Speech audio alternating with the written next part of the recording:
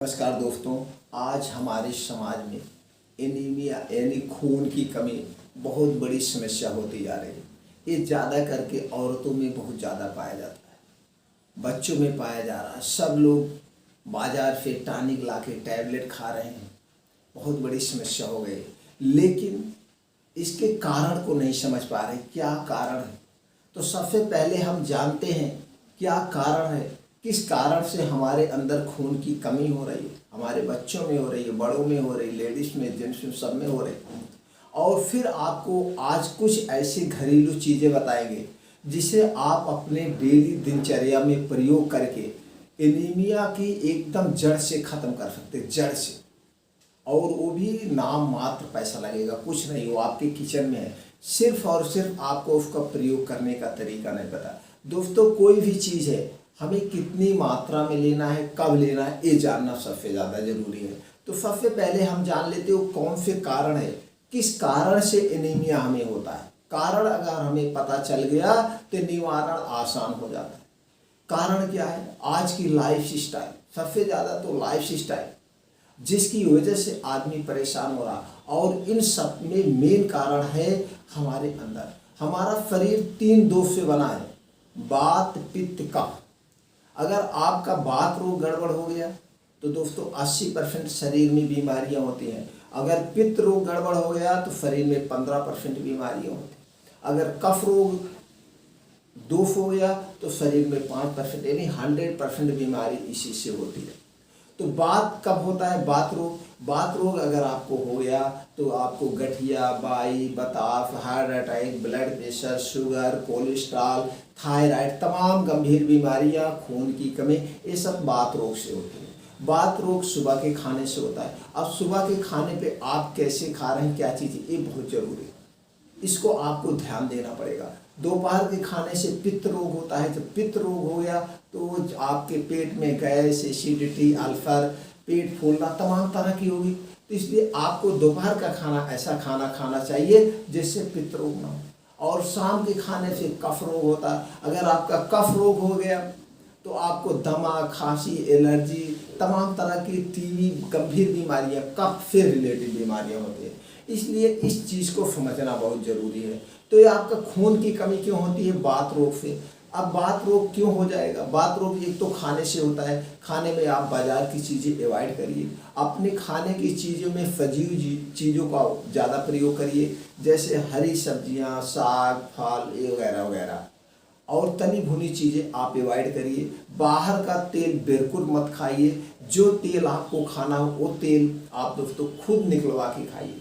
खुद चक्की से तेल निकलवाइए और वही तेल प्रयोग करिए। जितने भी रिफाइन है सब आपके बात दोष को बढ़ाते हैं, आपका खतर से खतरनाक बीमारी का उत्पादन करते हैं। अब रिफाइन इसको कई बार फाइन किया गया। रिफाइन को बनाने में 5 से 6 प्रोसीजर से गुजरना पड़ता है और तरह तरह के केमिकल इसमें डालने पड़ते हैं। और इसको 200 डिग्री टेम्परेचर पर हीट किया जाता है। अगर कोई चीज़ 200 डिग्री टेम्परेचर पर आप हीट करेंगे तो पता ही खत्म हो गया, उसमें कोई जान ही नहीं रह गई, तो उसे हम क्यों खा रहे हैं। तो आपको स्वस्थ रहना है, बात दोष दुरुस्त करना है, तो आपको जो है रिफाइन का प्रयोग छोड़ना पड़ेगा। और दूसरी चीज़ जो है, बात रोग कैसे होता है? बात रोग आपके खाना खाते समय अगर आप पानी पीते हैं तो खाना खाते समय पानी पीते तो खाना पचेगा नहीं, सड़ जाएगा। इसलिए खाना खाते समय हमें कभी पानी नहीं पीना चाहिए, कभी भी पानी नहीं पीना चाहिए। अब रीजन भी बता दें, नहीं तो आप समझेंगे कैसे सब लोग कहते हैं। रीजन भी आप समझ लीजिए और प्रैक्टिकल भी करके आप देख लीजिएगा। प्रैक्टिकल एक दिन आप आज सोच लीजिएगा, जिस दिन आप वीडियो देख रहे हैं, और उस दिन पूरा आप दिन भर का नोटिस करिए कि आज मैं खाना खाते समय 1 घूंट पानी नहीं पीऊँगा। फिर अगले दिन आप देखिए, अगले दिन आप जैसे हमेशा की डेली दिनचर्या थी, आप पानी पीते रहे होंगे तो पानी पीजिए। तो दोनों दिन में आप अपने शरीर का जरा अंदाजिएगा। जिस दिन आपने पानी नहीं पिया, आप देखिए कितना अच्छा आपको फीलिंग होगा। आपको उस दिन और अच्छी से भूख लगेगी और आपको गैस, एसिडिटी, सर में दर्द नहीं होगा। लोग हमेशा सर दर्द से परेशान है, मेडिकल स्टोर पे चले जाइए तो सब लोग कहेंगे भैया हमें सर दर्द की गोली दे दीजिए। आखिर क्यों ले रहे हैं? उनको गैस, एसिडिटी बन रही है और सर दर्द की गोली खा रहे हैं, मर्ज और बढ़ा रहे हैं। लेकिन वो कारण पे नहीं जाते हैं क्यों हो रहा। सर दर्द कभी नहीं होगा। मैं तो 40 साल से जानता ही नहीं हूँ कभी मुझे सर दर्द हुआ होगा। कभी नहीं हुआ होगा। सर दर्द होने का लक्षण होता है कि आपके शरीर के अंदर कोई बीमारी हो रही है। सर दर्द कोई बीमारी नहीं, सर दर्द बीमारी का लक्षण होता है, आपको होगा नहीं।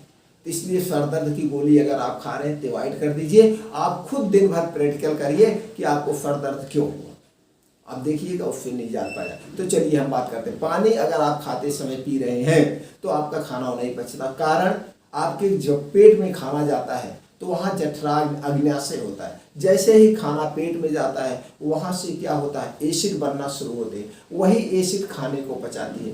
प्रैक्टिकल के तौर पे आप कभी 3-4 घंटे खाली पेट रहिए, कुछ मत खाइए, तो देखिए आपके पेट में जलन होगा। और जैसे 2 घूंट आपने पानी पी लिया वो जलन बंद हो जाती है, या कुछ आपने खा लिया वो जलन बंद हो जाती है। यानी कि वो आपके उसको पचाने पे एसिड लग गई, अब आपको जलन नहीं होगी। उसी तरह से जब आप खाना जैसे खाते हैं तो एसिड बनना शुरू हो जाता है और वो खाने पे अटैक करता है खाने को पचाने के लिए। आपने 1 घूंट पानी पी लिया, अब वो एसिड बनना बंद हो गई। अब जब एसिड बनना बंद हो गई तो खाना आपका क्या होगा, पचेगा नहीं, वो सड़ जाएगा, वो कभी नहीं पचेगा। और फिर आपने खाना खा लिया, खाना खाने के बाद मुंह धुलने गए, 1 गिलास पानी ढकढका के पी लिया, ये तो सत्यानाश हो गया। आपने जो कुछ भी खाया है एसिड बनना जैसे शुरू हुई, आपने पानी पी लिया, अब एसिड बनेगी नहीं तो खाना क्या होगा, सड़ेगा, गैस होगी, अपच होगा, पेट फूलेगा और धीरे धीरे गैस बनते बनते वो एसिड का रूप ले लेगी, अल्सर होगा, अल्सर से कैंसर होगा, लीवर संबंधित तमाम बीमारियां होंगी। इसलिए खाना खाते समय पानी मत पीजिए। अब बात ये उठता है खाना खाने कितना पहले पिए, खाना खाने के 1 घंटा पहले आप पी सकते हैं। अब दूसरा क्वेश्चन, खाना खाने कितनी देर बाद पानी पिए, खाना खाने के 1.5 घंटे बाद पानी पी सकते हैं। क्योंकि ये जो एसिड बनता है जैसे आप खाना खाते हैं, इसको खाने को पचाने के लिए एसिड को 1.5 घंटे का समय लगता है। इस 1.5 घंटे में उस एसिड को खाने को पचाता है। तो अब 1.5 घंटे बाद जब आप पानी पिएंगे तो आपके स्वास्थ्य के लिए भरपूर फायदा करेगा। इसलिए खाना खाते समय पानी मत पिएंगे तो आपको जो है बाथरूम नहीं होगा। जब आपका खाना ठीक से पचेगा तो आपके अंदर खून की वैसे भी कमी नहीं होगी। और कुछ नियमों का पालन करना है आपको, हरी सब्जियां खाइए, साग खाइए और जो है सुबह उठिए, मॉर्निंग वॉक कीजिए, आपके शरीर को एक्टिव रखिए। शरीर आप जितने एक्टिव रखेंगे सारी बीमारियों से उतने देर रहेंगे। और उसके लिए वो नियम है। नियम क्या है, आप सुबह 4 से 5 बजे उठिए, उठने के बाद 2 से 3 गिलास गुनगुना पानी पीजिए, बासी मुँह, बिना मुँह धुले हुए। पानी पीने के बाद आप 100-200 कदम चलिए। 100-200 कदम चलेंगे तो आपका पेट साफ हो जाएगा। फिर जाइए सुबह आसमान के नीचे निकल जाइए बाहर। इस समय प्रदूषण भी नहीं होता है, मौसम साफ होता है, हवाएं शुद्ध होती हैं। अब नंगे पाँव हो सके तो नंगे पाँव ही ज़्यादा से ज़्यादा नंगे पाँव रहने का प्रयास करिए। पार्क में जाइए या ऐसे स्थान पे जाइए जहाँ पे मिट्टी हो, वहाँ पे नंगे पाँव जब आप टहलेंगे तो आसमान से जो ओस की बूंदें गिरती है वो आपके पैर के तलुए में लगती है। तो जब वो ओस की बूंदें पड़ेगी तो आपका शरीर में एक सकारात्मक ऊर्जा का संचार होगा और वो घास पे जो इससे आँख की रोशनी बढ़ती है। तो आप जाइए वहाँ पे मॉर्निंग वॉक करिए। मॉर्निंग वॉक पूरा मेहनत करिए 5 बजे से 7 बजे तक। 2 घंटे आप अपने शरीर पर डेली दीजिए, 2 घंटे डेली तोड़ मड़ोड़ दीजिए। जितना तोड़ना मड़ोड़ना हो उतना तोड़ मड़ोड़ दीजिए। कभी भी आपकी ढलती उम्र रुक जाएगी, कभी आप बुढ़ापे नहीं लगेंगे।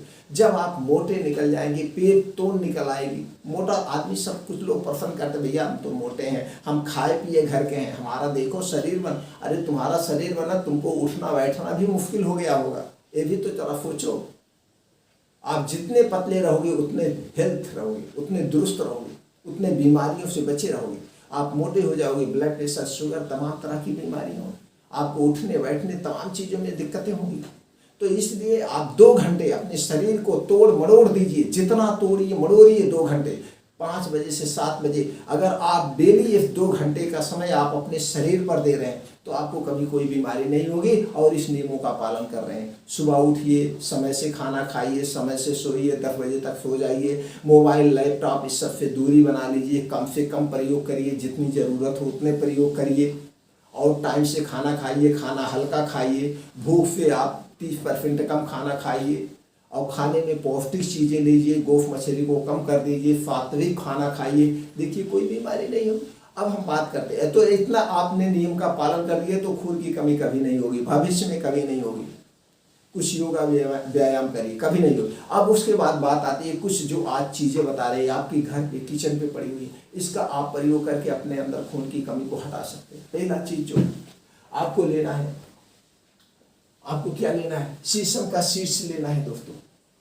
ये तिल का बीज होता है, सफेद तिल का बीज, इसको लेना है आपको 10 ग्राम।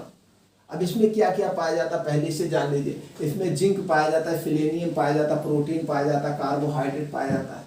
अब देखिए उसके बाद क्या लेना है, विटामिन ई पाया जाता है इसमें। देखिए सनफ्लावर सीड्स में vitamin E, carbohydrate, fibre and thiamine पाया जाता है। उसके बाद watermelon seeds, iron, zinc, copper, vitamin B, onion acid पाया जाता है। देखिए दोस्तों ये सारी चीजें पाई जाती है। अब उसके बाद मस्क मेलेनो सीड्स, विटामिन ए, सी, के, जिंक, कार्बोहाइड्रेट, प्रोटीन्स पाए जाते हैं। सोयाबीन में क्या क्या पाया जाता है दोस्तों, magnesium, fibre, vitamin A, proteins पाए जाते हैं।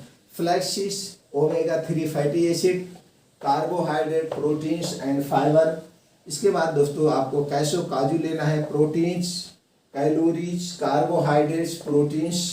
उसके बाद दोस्तों एलमंड में क्या पाया जाता है, calcium, protein, carbohydrate and protein, calories. ये सारे तत्व आपको पाए जाते हैं इसमें। ये सारे तत्व हमारे स्वास्थ्य के लिए लाभदायक है यही। अब इसे क्या करना है, ये सारी चीजें आपको लेना है। कितना लेना है, सेसम सीड्स 10 ग्राम लेना है, सनफ्लावर सीड्स 10 ग्राम लेना है, वाटरमेलन 10 ग्राम लेना है, मस्क मेलेनो लेना है 10 ग्राम, सोयाबीन लेना है 10 ग्राम, फ्लैक्स सीड्स 10 ग्राम, काजू आपको लेना है 15 ग्राम, एलमंड 7 से 8 पीस।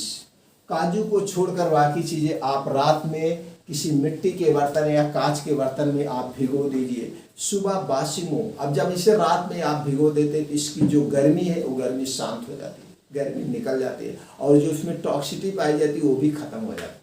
तो रात में भिगो करके इसे सुबह आपको खाना है। अगर हो सके तो इसे 1-2 दिन एक्स्ट्रा भिगो दीजिए, अंकुरित हो जाए, जम जाएगा।